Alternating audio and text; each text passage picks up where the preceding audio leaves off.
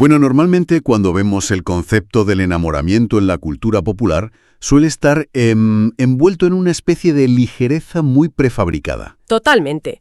Sigue ese patrón típico de película de comedia romántica, ya sabes. Exacto. O sea, dos personas se conocen, aparecen las famosas mariposas en el estómago, igual hay un pequeño malentendido por ahí y luego todo se resuelve de forma superluminosa. Sí, es reconfortante pensar que las emociones son así de fáciles de categorizar, con esa línea tan clara entre estar feliz y estar triste. Pero claro, hoy vamos a hacer una inmersión muy profunda en algo que rompe todo ese esquema. El objetivo hoy es adentrarnos en un documento poético muy, muy denso.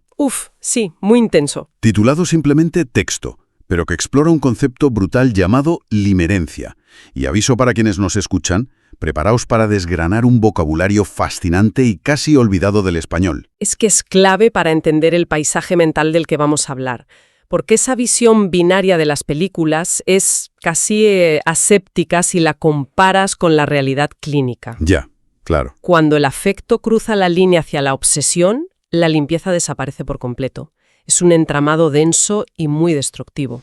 Pasamos de las mariposas a mirar la radiografía de una fractura múltiple. Vale, vamos a desgranar esto porque el poema es como un rompecabezas emocional enorme. Sí. Y cada palabra rara o rebuscada tiene un propósito superquirúrgico. Lo fascinante aquí es cómo el poema arranca sin preámbulos. O sea, establece de inmediato un ecosistema hostil. Sí, te mete de lleno. Exacto. La primera imagen ya nos sitúa en un camino furtivo. Que ya sugiere algo que se oculta, ¿no? Eso es, algo que habita en las sombras. Y casi en la misma respiración te suelta un oxímoron brutal. Habla de un rencor aterciopelado. Madre mía, rencor aterciopelado. Es una contradicción que resulta hasta hipnótica. Totalmente. Porque, a ver, por definición el rencor es áspero, es corrosivo. Pero al llamarlo aterciopelado, le da una textura suave. Como reconfortante, ¿verdad? Sí, sí. Da la sensación de que acaricia su propio dolor, como si el resentimiento fuera una prenda de terciopelo para abrigarse del frío. Una familiaridad tóxica de la que no quiere salir. Y fíjate, ese apego al propio sufrimiento es un marcador clásico de los estados obsesivos. O sea que el dolor se vuelve su identidad. Claro, se vuelve consustancial al individuo. Y esto enlaza con cómo el texto describe el impacto físico, porque no es la típica herida romántica en el corazón. No, para nada. Habla de un zozobrante motor. Exacto. Dice que la emoción ilumina el zozobrante motor de su cuerpo. O sea, maquinaria pesada a punto de volcar. Es que elegir la palabra motor despoja al cuerpo de toda humanidad. Lo reduce a pura mecánica industrial que está fallando. Y a la mente no le va mucho mejor. ¿Qué va? La mente recibe un trato aún más frío. Porque menciona que hay, y cito textualmente, mecanismos encriptados en mi mente, engranajes de una elocuencia inmarcesible. Esa frase tiene tela. Mucha tela. Y a ver, introduzco aquí una analogía porque creo que encaja perfecto. Es como ver un ordenador de alta gama infectado por un virus informático súper sofisticado. ¡Ostras! Me gusta mucho esa comparación. Explica a la perfección la pasividad frente a su propia mente. Claro, es que piénsalo. El hardware, que sería el motor del cuerpo, está fallando. Pero la culpa es del software. De esos mecanismos encriptados. Eso es. Son un código maligno ejecutándose en segundo plano. Y lo peor es la palabra inmarcesible, que no se marchita, no caduca. No se detiene nunca. Exacto. El usuario está frente a la pantalla viendo cómo su sistema colapsa, pero no puede forzar el cierre porque el código está encriptado. No tiene las contraseñas de su propia cordura. Y si llevamos esa dinámica al plano psicológico, nos explica por qué la limerencia genera tantísima angustia. Porque la persona sabe lo que le pasa, ¿no? Claro. Es plenamente consciente de que su mente está hiperactiva, generando escenarios, diálogos imaginarios. Esa es la elocuencia de la que habla. Una elocuencia brillante pero destructiva. Exacto. Pero como está encriptado, el lado racional del cerebro queda bloqueado. Es un secuestro cognitivo en toda regla. Un secuestro donde el rehén y el secuestrador están dentro del mismo cráneo. Tal cual. Y claro, con un secuestro de esta magnitud hay una disonancia cognitiva monumental. Un choque violento entre ese hardware que falla y las simulaciones del software. Y el poema usa un vocabulario superculto para ilustrar esta brecha. Parece sacado de un círculo filosófico del siglo XIX. Totalmente. Empieza a enumerar deseos con unos términos muy elevados. Habla de la bonomía. Sí, esa bondad inherente. Luego pide una nefelibata dicha, o sea, la felicidad del que vive en las nubes. Ajá. Y culmina pidiendo una taciturna ataraxia y ósculos de buena fe. Ósculos, que son besos puros, sin dobles intenciones. Eso es. Pero, a ver, aquí es donde se pone realmente interesante. Porque si lees esto por encima, piensas, oh, qué amor tan sublime. Claro, parece algo súper espiritual. Pero conociendo la trampa de la limerencia, la pregunta es, ¿son reales estas palabras hermosas o es el delirio de alguien atrapado? Es un delirio, sin duda. De hecho, la propia gramática del texto desmonta la ilusión. No dice que haya alcanzado la paz. Lo suplica. Exacto. El verbo es imploro de tener.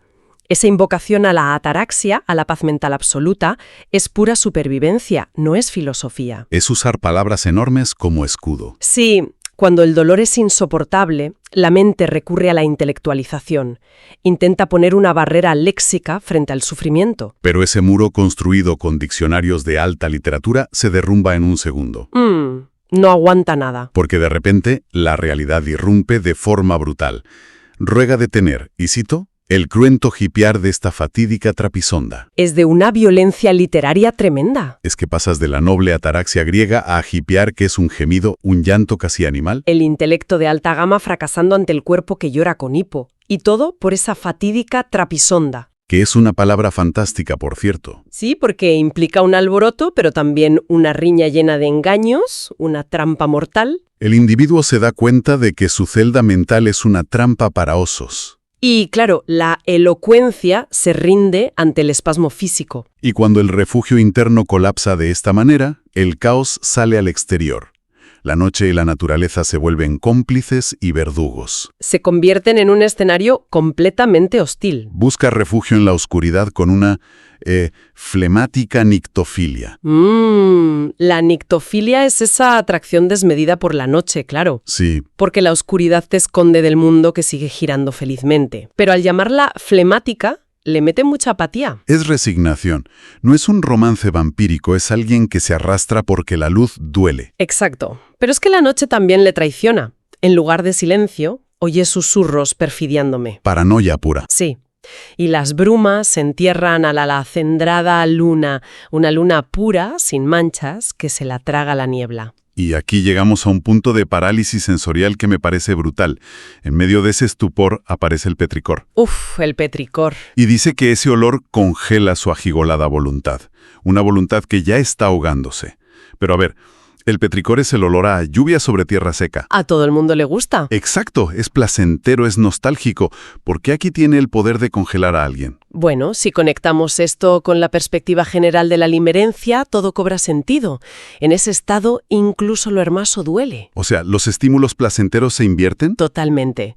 El petricor suele liberar neurotransmisores de placer, pero en un estado obsesivo grave, la capacidad de sentir placer se atrofia. Claro, el olor a lluvia te recuerda la vida, la renovación. Y eso actúa como un espejo implacable. Te recuerda que tú no puedes renovarte, que estás irremediablemente roto por dentro. Madre mía, la armonía del mundo te echa en cara tu propio caos. Eso es. Por eso no refresca su voluntad jadeante, la congela. Se da cuenta de que está excluido del ciclo natural. Y esa exclusión se confirma porque espera el alba, pero hay un infortunio de un albor que no emerge. El amanecer no llega nunca. El sol se niega a salir y todo se vuelve un mar sollozante. Y claro, el zozobrante motor ya no aguanta más. Llega el colapso. Es pura resistencia de materiales. Ninguna estructura biológica aguanta ese nivel de emergencia indefinidamente. Entonces, ¿qué significa todo esto? Porque dice, disruptivamente dejo estallar las flamas del cansancio. No es sueño, ¿eh? Es un cansancio que arde. Exacto, es dejar que el sistema explote, porque resistir duele más. Y al rendirse, el paisaje de nubes, el celaje, lo transforma definitivamente. Lo convierte en un noctámbulo de corazón desgarrado. Ya es un espectro, vaciado por el virus de la limerencia. Y el epílogo de este viaje es que deambula en la noche, caminando por los fragmentos que perdí. Uf, qué imagen tan potente. E imagínate estar literalmente caminando sobre los pedazos rotos de ti mismo, buscando por las sendas de mi limerencia. Fíjate que esto sintetiza todo el cierre. La limerencia aquí no es un destino ni es una persona. Es un lugar geográfico. Exacto, es un paisaje en ruinas. Unas sendas por las que está condenado a deambular después de haber perdido partes de sí mismo. Para recapitular un poco esto para nuestra audiencia, hemos visto cómo este poema transforma una obsesión en un thriller psicológico. Sí, un viaje súper destructivo. Hemos pasado por motores corporales fallando, mentes con virus encriptados, ese falso anhelo de ataraxia, hasta terminar vagando como noctámbulos sobre nuestros propios fragmentos. Y fíjate, esto plantea una cuestión importante sobre el mismísimo final del texto. A ver, cuéntame. El protagonista dice que camina buscando a alguien que me cure. Sí, busca la salvación fuera. Claro. Pero si analizamos todo este dolor y ese rencor aterciopelado que hemos diseccionado, ¿no fue precisamente la dependencia de otra persona lo que lo rompió en primer lugar? Ostras, es verdad. ¿La misma dependencia que fragmentó su corazón? Exacto. Entonces, esa búsqueda de una cura externa no es la verdadera fatídica trapisonda. ¿La trampa definitiva? Eso es. La trampa que garantiza que el ciclo de la limerencia jamás termine. Es para reflexionar si realmente la salvación puede venir de fuera, cuando uno mismo ha perdido sus propios fragmentos. Es una paradoja demoledora, la verdad. Buscar el antídoto en el mismo veneno que te destruyó. Totalmente. Bueno, un análisis espectacular. Nos despedimos por hoy, agradeciendo muchísimo el tiempo invertido en esta profunda inmersión en las emociones y el lenguaje. Ha sido un placer desenredar todo esto. Hasta la próxima exploración detallada.